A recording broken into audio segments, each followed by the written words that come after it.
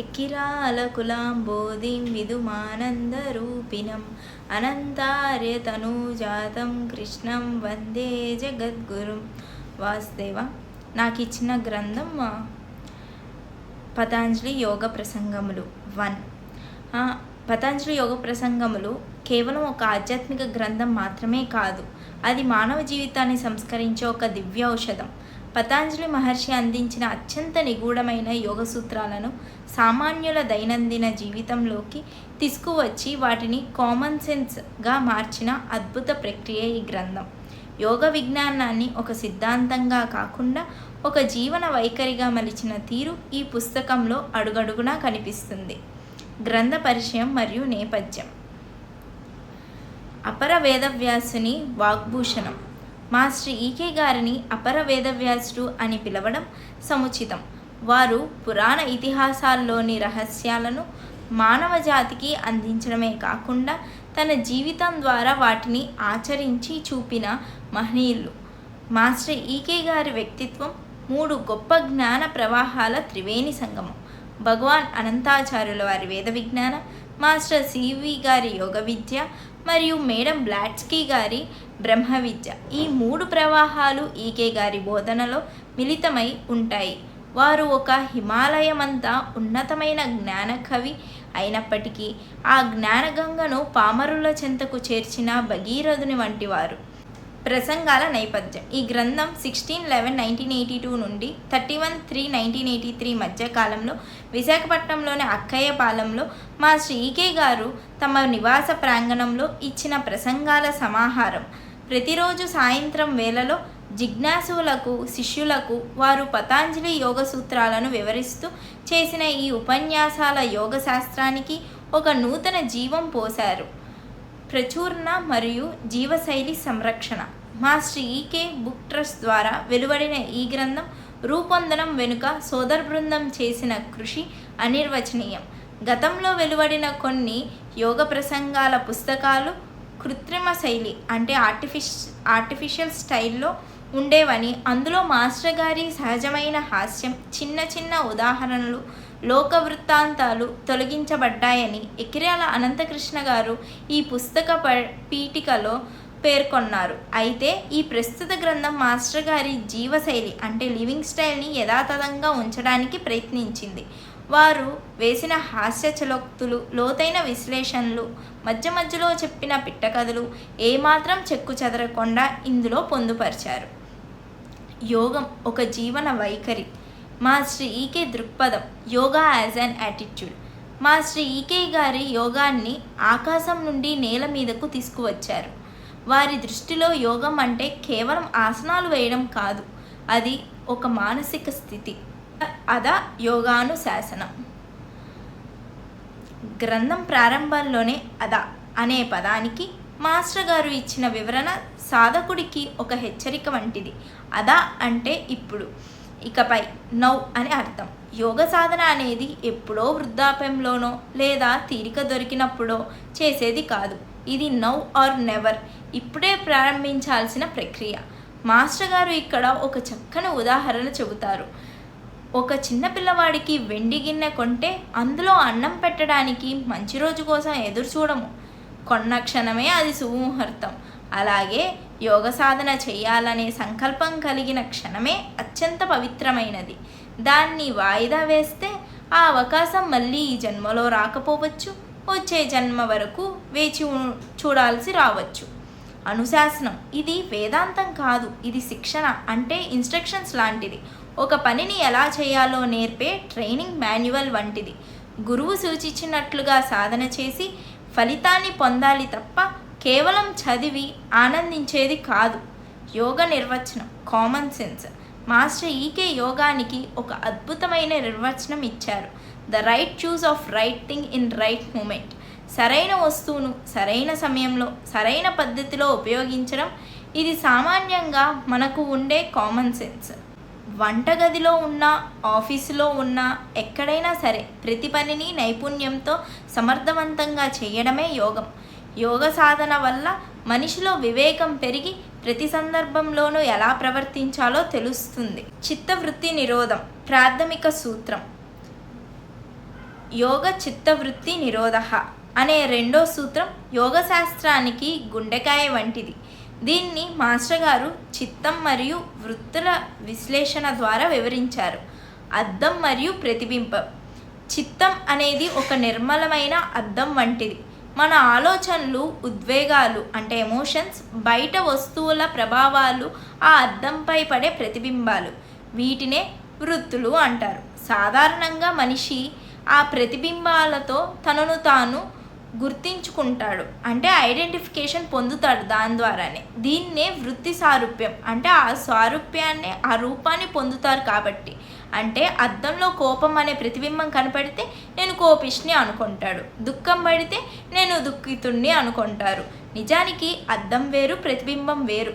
యోగ సాధన ద్వారా ఈ వృత్తులను నిరోధించినప్పుడే అద్దం తన సహజ స్థితికి వస్తుంది. అప్పుడే సాధకుడు తన స్వరూప స్థితిలో అంటే నిజమైన ఆత్మస్థితిలో నిలబడగలుగుతాడు. అద్దం మీద పడే బొమ్మలు పోయినప్పుడు అద్దం ఎలా మిగులుతుందో, చిత్తంపై వృత్తులు ఆగినప్పుడు చైతన్యం అలా మిగులుతుంది. వృత్తులు రకాలు. ఈ వృత్తులు 5 రకాలు: ప్రమాణ, విపర్య, వికల్ప, నిద్ర, స్మృతి. ఇవి క్లిష్ట, కష్టాన్ని, బంధాన్ని కలిగించేవి లేదా అక్లిష్ట, జ్ఞానోదయానికి తోడ్పడేవిగా ఉండవచ్చు. వీటిని క్రమబద్ధం చేయడమే యోగం ఉద్దేశం. సాధన మార్గాలు: అభ్యాసం మరియు వైరాగ్యం. చిత్తవృత్తులను అదుపు చేయడానికి పతంజలి మహర్షి సూచించిన 2 రెక్కలే అభ్యాసం మరియు వైరాగ్యం. మాస్టర్ గారి ప్రకారం అభ్యాసం అంటే కేవలం గంటసేపు కళ్ళు మూసుకోవడం కాదు. ఇది 3 లక్షణాలను కలిగి ఉండాలి. దీర్ఘకాలం, ఏళ్ల తరబడి చేయాలి. నైరంతర్యం, విరామం లేకుండా చేయాలి. సత్కార సేవితం, అత్యంత శ్రద్ధతో, గౌరవంతో, ప్రేమతో చేయాలి. ఇలా చేసినప్పుడే సాధన మనిషిలో ఒక స్థిరమైన పునాదిని అంటే ఒక గ్రౌండ్ వర్క్ని ఏర్పాటు చేస్తుంది. వైరాగ్యం అంటే సంసారాన్ని వదిలేసి అడవులకు వెళ్ళడం కాదు. మాస్టర్ ఈకే దీన్ని చాలా ఆచరణాత్మకంగా వివరించారు.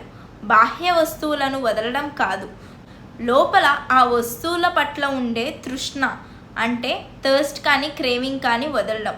వస్తువులను అనుభవిస్తున్నప్పటికీ అవి లేకపోతే నేను ఉండలేను అనే మానసిక బానిసత్వం నుండి విడుదల పొందడమే నిజమైన వైరాగ్యం. ఇది ఒక అంతర్గత ప్రక్రియ. అంటే మనకి ఇప్పుడు ఒక లోపల ఏదైనా మనకి ఒక వస్తువు మీద వ్యామోహం ఉంది, లేకపోతే అది కొనుక్కోవాలి, లేకపోతే అది సాధించాలి అని మనకు ఉంది అనుకోండి. ఇప్పుడు మనం అది సాధించాలి లేకపోతే అది కావాలి అని మనం అనుకోకూడదు అన్నమాట. నార్మల్గా బ్యాలెన్స్డ్ లైఫ్ స్టైల్ అనేది ఉండాలి. మనం ఏది చేసినా కూడా అది వచ్చినా రాకపోయినా ఆ ఇన్స్ట్రుమెంట్స్ కానీ లేకపోతే ఏవైనా మనం ఏదైనా కొనుక్కోవాలన్న వస్తువుపై ఇష్టం కానీ మనకి తగ్గించుకొని ఉండాలి. ఈశ్వర ప్రణిధానం మరియు ప్రణవం. సిగ్నిఫికెన్స్ ఆఫ్ ఓం అండ్ ఈశ్వర ప్రణిధాన. యోగ సాధనలో ఈశ్వర ప్రణిధానం అనేది ఒక సులభతరమైన మార్గం. మాస్టర్ ఈకే ఇక్కడ ఈశ్వరుడిని, ఓంకారాన్ని వివరించిన తీరు అద్వితీయం. ఓంకార వివరణ. సాధారణంగా అందరూ మనం దేవుణ్ణి పిలిచే పిలుపే ఓంకారం అంటారు. కానీ మాస్టర్ ఈకే ఈ భావనను పూర్తిగా మార్చివేశారు. దేవుడు మనల్ని పిలిచే పిలుపే ఓంకారం అని వారు సెలవిచ్చారు. మన శరీరంలో నిరంతరం వినిపించే ప్రాణస్పందన లేదా హృదయ స్పందనే ఆ దివ్యమైన పిలుపు. ఆ పిలుపును వింటూ దానికి సమాధానంగా మనం పలికేదే మంత్రం. మనలోని చైతన్యాన్ని మేల్కొల్పడానికి ఈశ్వరుడు ఇచ్చే ఆ దివ్య సంకేతమే ప్రణవం. ఈశ్వరుడు అంటే ఎవరు? ఈశ్వరుడు అంటే ఎక్కడో ఆకాశంలో ఉన్న రూపం కాదు. పతంజలి దృష్టిలో ఆయన పురుష విశేషుడు. అంటే క్లేశాలు, కర్మలు, కర్మఫలాలు అంటని ఒక విశిష్ట చైతన్యం. మన లోపల ఉన్న నేను అనే భావనను ఆ విశ్వ చైతన్యంతో అంటే యూనివర్సల్ ప్రెజెన్స్తో అనుసంధానం చేయడమే ఈశ్వర ప్రణిధానం. యోగ మార్గంలో అడ్డంకులు మరియు చిత్త విక్షేపాలు. సాధనలో ముందుకు వెళ్ళేటప్పుడు ఎదురయ్యే 9 రకాలు అంతరాయాలను పతంజలి మహర్షి వివరించారు. మాస్టర్ ఈకే వీటిని నేటి మనిషి మానసిక స్థితికి అన్వయించి వివరించారు. వ్యాధి, శారీరక అనారోగ్యం, శ్యాన, మానసిక జడత్వం అంటే పని చేయాలని ఉన్నా చేయలేకపోవడం, సంశయ, తన శక్తిపై లేదా సాధనపై అనుమానం, ప్రమాద, అశ్రద్ధ, ఆలస్యం, బద్ధకం, అవిరతి, ఇంద్రియ సుఖాల పట్ల ఆకర్షణ తగ్గకపోవడం, భ్రాంతి దర్శన, తప్పుడు మార్గాన్ని సరైనదిగా భ్రమించడం, అలబ్ధ, భూమికత్వ, సాధనలో తర్వాతి మెట్టు ఎక్కలేకపోవడం, అన్వస్థితత్వ,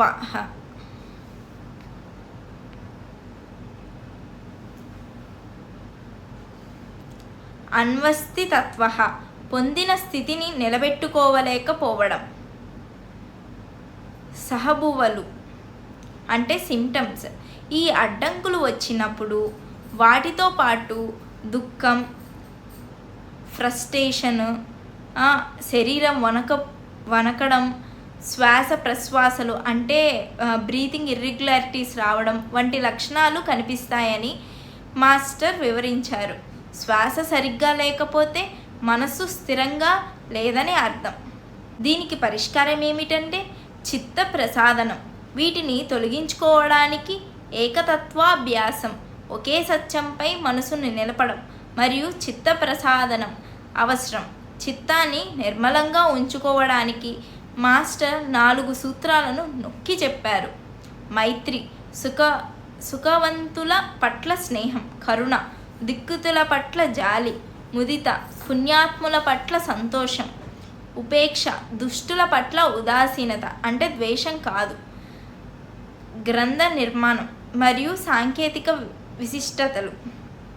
ఈ గ్రంథం పతంజలి యోగ సూత్రాలలోని మొదటి భాగమైన సమాధి పాదంలోని 51 సూత్రాలను సమగ్రంగా వివరిస్తుంది. పతంజలి మహర్షి మొత్తం 196 సూత్రాలను 4 పాదాలుగా సమాధి, సాధన, విభూతి, కైవల్య పాదాలు విభజించారు. ఆధునికతతో కూడిన ఆధ్యాత్మికత. ఈ పుస్తకం యొక్క గొప్ప విశిష్టత ఏమిటంటే ఇందులో ప్రతి సూత్రం వద్ద ఒక QR కోడ్ ఉంటుంది. దీన్ని స్కాన్ చేయడం ద్వారా సాధకులు మాస్టర్ ఈకే గారు ఆ సూత్రంపై స్వయంగా ఇచ్చిన ఆడియో ప్రసంగాన్ని వినవచ్చు.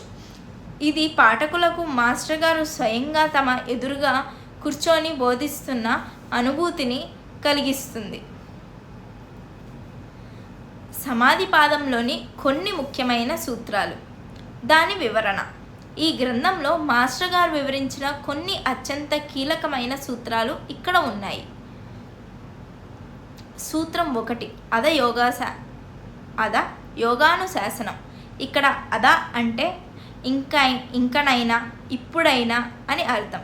యోగం అనేది వాయిదా వేయకుండా ఇప్పుడే ఆచరణలోకి తేవాల్సిన శాస్త్రమని నౌ ఆర్ నెవర్ మాస్టర్ గారు వివరించారు. సూత్రం 2 యోగ చిత్తవృత్తి నిరోధ.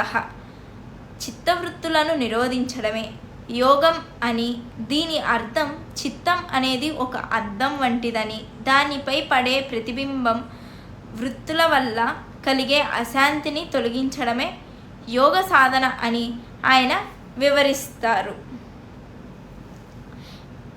ఇక్కడ ఏమిటంటే ఒక అల ఉంది. ఆ అల అనేది నేను అనుకోండి, అంటే నేను ధాత్రిని అనుకోండి. సముద్రం అనేది సముద్రం అనేది చైతన్యం అనుకోండి. అలని ఎప్పుడైనా కూడా అలా ఎగిసేదాకే నేను అనేది ఉంటుంది తప్పితే ఆ అల అనేది కూడా కిందలో ఎక్కడ కలవాల్సింది అంటే ఆ చైతన్యంలోనే కలవాలి, అది సముద్రంలోనే కలవాలి చివరికి. దాని గోల్ అనేది ఆ సముద్రమే. అలా ఎగిసేదాకే నేను నేను అనేది ఉంటుంది. ఆ అలా ఎగిసాక కూడా ఆ నేను అనేది కూడా చైతన్యంలోకి కలిగితే అప్పుడు ఈశ్వర ప్రణిధానం అవుతుంది మనకి. సూత్రం 12 అభ్యాస వైరాగ్యాభ్యాం తన్నిరోధః. చిత్తవృత్తులను అదుపు చేయడానికి అభ్యాసము అంటే ప్రాక్టీస్ మరియు వైరాగ్యము నాన్ అటాచ్మెంట్ అనే 2 రెక్కలు అవసరమని మాస్టర్ గారు తెలిపారు. మన మనసుకి ఆలోచనలు విపరీతంగా వస్తాయి. ఆ విపరీతంగా వచ్చిన ఆలోచనల్ని మనం బ్యాలెన్స్ చేసుకొని అదుపు చేసుకున్నప్పుడే మనకి ఆయన దర్శనం అనేది లభిస్తుంది. మనకంటూ శాంతి అను ఈశ్వర ప్రణిధానం అవుతుంది అని ఈ అభ్యాసం దానికి ఉపయోగపడుతుందని మాస్టర్ ఈకే గారు తెలిపారు.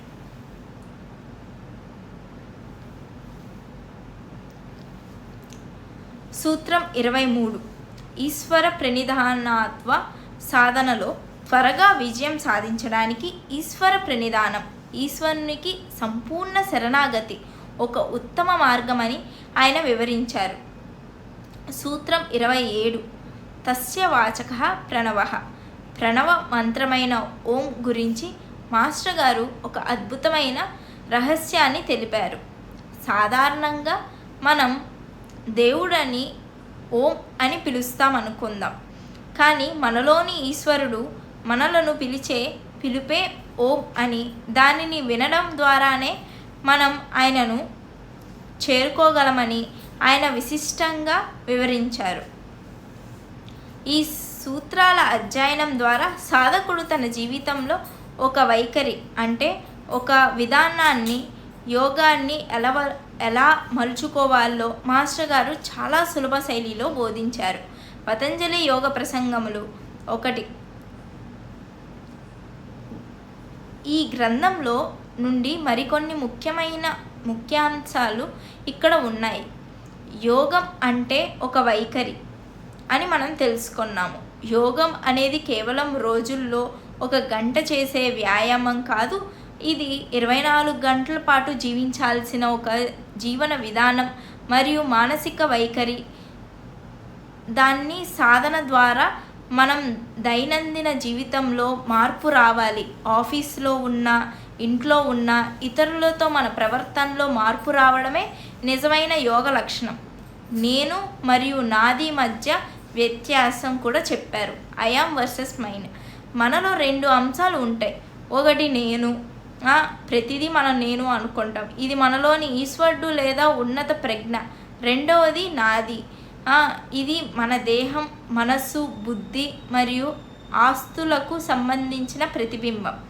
నాది అనే అంశాన్ని నేను అనే ఈశ్వరునికి సమర్పించడమే ఈశ్వర ప్రణిధానం.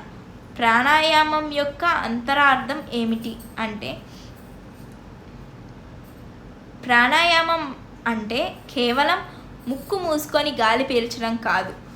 ప్రాణము బయట నుండి లోపలికి లాగే శక్తి మరియు అపానము లోపల నుండి బయటకు నెట్టే శక్తి మధ్య సమతుల్యతను అంటే బ్యాలెన్స్ చేసుకునే నిజమైన ప్రాణాయామం. మన శ్వాస మన నియంత్రణలోకి వచ్చినప్పుడు మనం జీవితానికి యజమానులవుతాం. జ్ఞానానికి 3 ప్రమాణాలు. లోకాన్ని అర్థం చేసుకోవడానికి 3 మార్గాలు ఉన్నాయని మాస్టర్ గారు వివరించారు. ప్రత్యక్ష ప్రమాణం ఇంద్రియాల ద్వారా నేరుగా గ్రహించేది. అనుమాన ప్రమాణం ఒక గుర్తును బట్టి విషయాన్ని ఊహించడం, అంటే పొగను బట్టి నిప్పుందని గ్రహిస్తాం కదా అలా. ఆగమ ప్రమాణం లేదా శబ్ద ప్రమాణం ప్రామాణిక గ్రంథాలు లేదా మహర్షులు చెప్పిన సత్యాలను అంగీకరించడం. అభ్యాసము మరియు వైరాగ్యము చిత్తవృత్తులను అదుపు చేయడానికి ఇవి 2 ప్రధాన మార్గాలు. అభ్యాసం అంటే నిరంతరం ఉత్సాహంతో ఒకే లక్ష్యం వైపు సాగడం. వైరాగ్యం అంటే బాధ్యతలను వదిలేయడం కాదు, ఫలితంపై వ్యామోహం లేకుండా తన కర్తవ్యాన్ని నిర్వహించడం. యోగాల్లో అంతరాయాలు. సాధనలో ఎదురయ్యే 9 రకాల అడ్డంకులను మాస్టర్ గారు వివరించారు.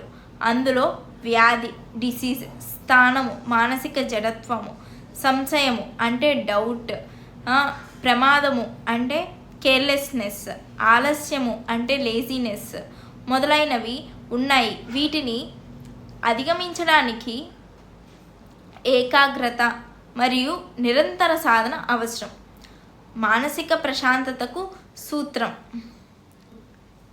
చిత్తాన్ని ప్రసన్నం చేసుకోవడానికి పతంజలి చెప్పిన అద్భుతమైన మార్గాన్ని మాస్టర్ గారు వివరించారు. సుఖంగా ఉన్నవారి పట్ల మైత్రి, దుఃఖంలో ఉన్నవారి పట్ల కరుణ, పుణ్యాత్ముల పట్ల ముదిత అంటే సంతోషం, మరియు పాపాత్ముల పట్ల ఉపేక్ష అంటే నిర్లిప్తత కలిగి ఉండాలి. ఋతుంబర ప్రజ్ఞ అంటే ట్రూత్ బేరింగ్ విజ్డమ్. సమాధి స్థితిలో సాధకుడికి కలిగే అత్యున్నత ప్రజ్ఞే ఋతుంబర ప్రజ్ఞ. ఈ స్థితిలో ఉన్న వ్యక్తికి సత్యం మాత్రమే గోచరిస్తుంది. అబద్ధానికి లేదా భ్రమకు తావు ఉండదు. ఈ గ్రంథం కేవలం యోగ సూత్రాల వివరణ మాత్రమే కాదు, ఒక సాధకుడు తన అంతరాత్మను ఎలా దర్శించాలో నేర్పే ఒక మార్గదర్శి. ముగింపు. యోగం జీవనం అంటే అసలు కన్క్లూజన్ మొత్తం చెప్పాలి అంటే పతంజలి యోగ ప్రసంగాలు 1 గ్రంథం మనకు ఇచ్చే అంతిమ సందేశం ఒక్కటే. యోగం అంటే చదువుకోవడం కాదు, జీవించడం. మా శ్రీకే గారు దృష్టిలో యోగ సాధన వల్ల మనిషికి రావాల్సిన మొదటి ఫలితం ఏమిటి అంటే కామన్ సెన్స్ మరియు ప్రతి పనిలోనూ నైపుణ్యం. గదిని శుభ్రం చేయడం నుండి పరమాత్మను ధ్యానించడం వరకు ప్రతి పనిలోనూ ఒక క్రమశిక్షణ అంటే ఒక డిసిప్లిన్ ఉండాలి, ఒక అందం ఉండడమే యోగం. ఈ గ్రంథం యోగ సాధకులకు ఒక దిక్సూచి. ఇందులో మాస్టర్ గారు కుండలిని లేదా షట్చక్రాల వంటి గూఢమైన పదాలను వాడకుండా చిత్తవృత్తి నిరోధం ద్వారా మనసును ఎలా సంస్కరించుకోవాలో సరళంగా వివరించారు. ఈ నివేదిక సారాంశం ఏమిటంటే మనం చేసే ప్రతి పనిలోనూ సమతుల్యతను సాధించి మన నిజ స్వరూపాన్ని మనం తెలుసుకోవడమే పతంజలి మహర్షి మరియు మాస్టర్ ఈకే గారు ఆశించిన యోగ జీవనం. వాసుదేవ.